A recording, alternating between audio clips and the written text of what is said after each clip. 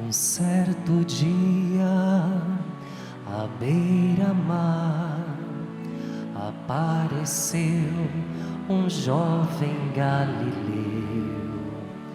Ninguém podia imaginar que alguém pudesse amar do jeito que ele amava, seu jeito simples de conversar tocava o coração de quem o escutava. E seu nome era Jesus de Nazaré. Sua fama se espalhou e todos vinham ver o fenômeno do jovem pregador que tinha tanto amor. Meus caros padres que vieram lá da nossa querida Diocese da Campanha, o senhor que vem lá do nosso sul do Brasil, exatamente lá de Pinhais, aliás, a dona Virgínia, que é a mãe do padre Catalfo, nosso reitor, reside lá. Então o senhor vai lá beber um cafezinho com a dona Virgínia, viu? E vocês, meus queridos, que vêm de várias partes, a saudação a vocês que são daqui mesmo, de Aparecida, de Roseira, do Potim, que sempre estão, e Guaratinguetá, né? Que sempre estão aqui conosco. E você que reza em casa, pela rede Aparecida de comunicação. Ontem nós celebramos o 4º domingo da quaresma, né? Aí tem gente que está falando assim, nossa, essa quaresma já está passando depressa demais, né? A vida passa demais porque nós temos muitas emoções, muita coisa à nossa frente, muita coisa para fazer. Importante é viver bem cada minuto. E o 4º domingo que celebramos ontem se chama o Domingo da Alegria, para mostrar para nós que no meio da caminhada da cruz sempre nós encontramos alegrias, sempre temos alegrias, mesmo em meio a dores, dificuldades. As alegrias, elas ajudam a dar um sabor maior à nossa vida. E hoje aqui nós temos 2 leituras provocativas, do profeta Isaías, do Evangelho de João. E eu acredito que as 2 palavrinhas chaves, se formos fazer um resumo de tudo aqui, é esperança e fé. Logo na primeira leitura, a gente vê aqui alguns sinais que falam de vida. E a gente precisa ouvir muito falar de sinais de vida hoje, né? Parece que o profeta adivinhou que a gente está precisando disso. Por quê? Porque a gente encontra muitos sinais de morte. Gente que tem o coração assim meio endurecido, que quer a morte do outro. Gente que trama a caída do outro, derrubar o outro. Gente que lança bombas, gente que faz o mal, gente que é violento. Ixi, tem coisa demais para isso aí, né? Então, contra isso tudo, nós queremos sinais de vida, e o profeta Isaías é o profeta da vida, porque é o profeta da esperança. Isaías percebe aqui sinais de vida naquelas pessoas que seguem o caminho do Senhor, porque quem segue o Senhor sempre vai deixando um rastro atrás de si. Você já percebeu o rastro que você deixa? O senhor já olhou o rastro que o senhor deixa? Não é aquele rastro quando o senhor sai na rua e pisa em qualquer coisa que não devia e entra lá na sua casa sem passar o pé no tapete e vai marcando a casa inteira, a sua esposa acha ruim. Nesse sinal não, é outro, é aquele sinal que às vezes a gente nem percebe, mas a gente deixa.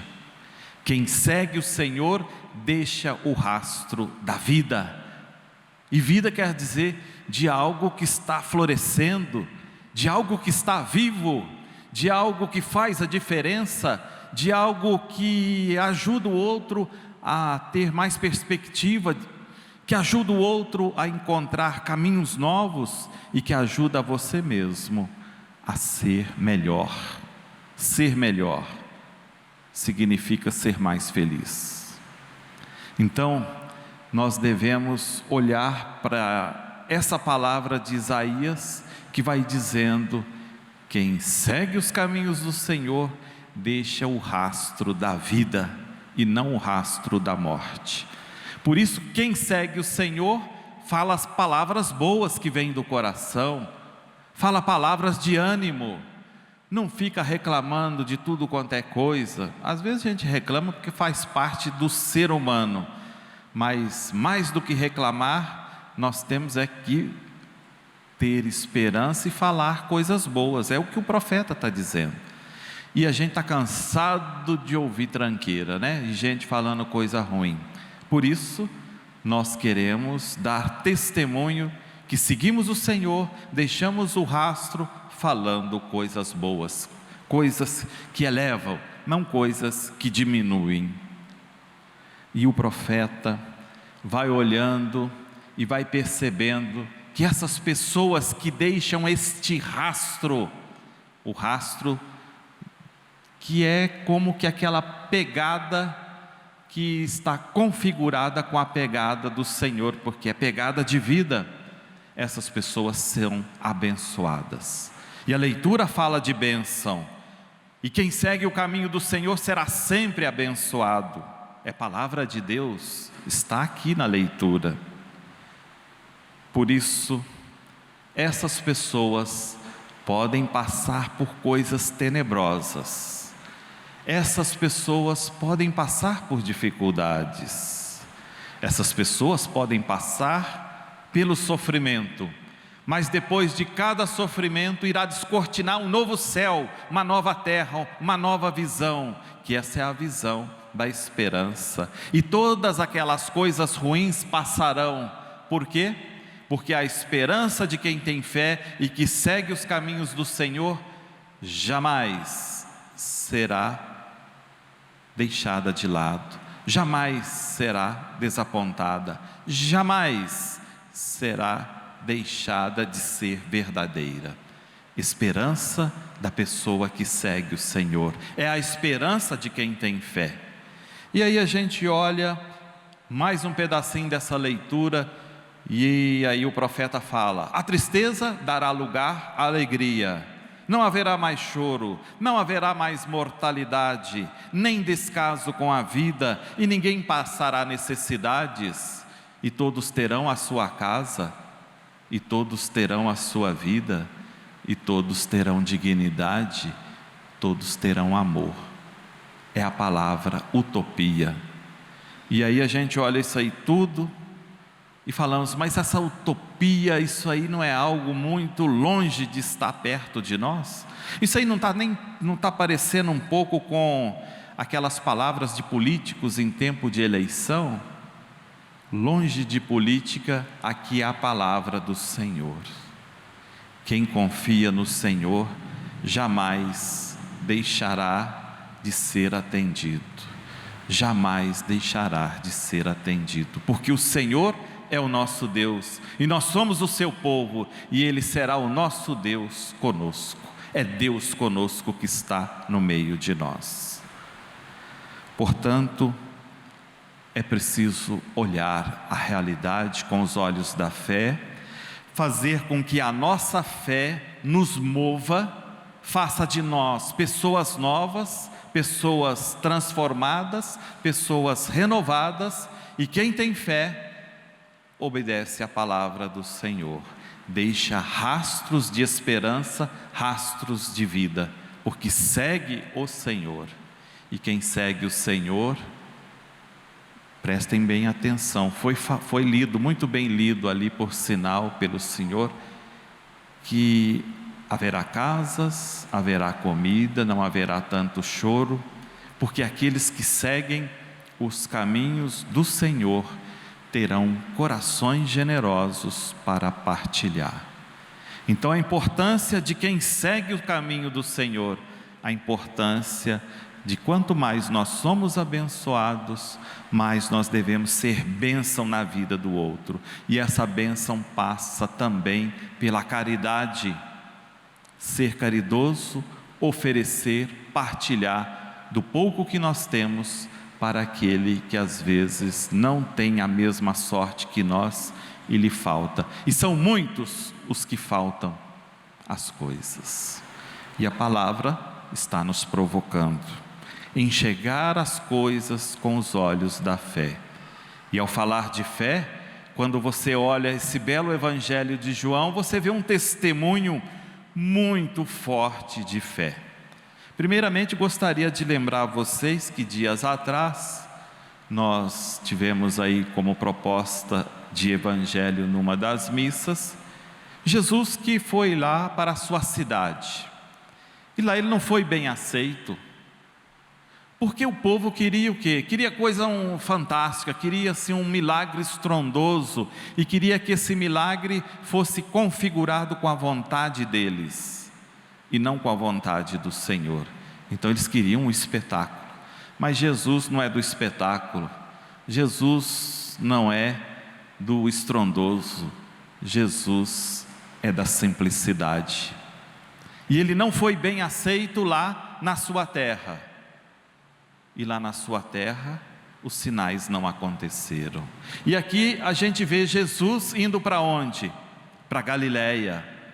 A Galiléia é o lugar onde se deu a maior evangelização por parte de Jesus. E é o lugar que muitas pessoas escutaram Jesus e acolheram a sua palavra, e viveram a sua palavra, porque a Galiléia é marcada por pessoas de corações sinceros, de corações generosos, de corações simples.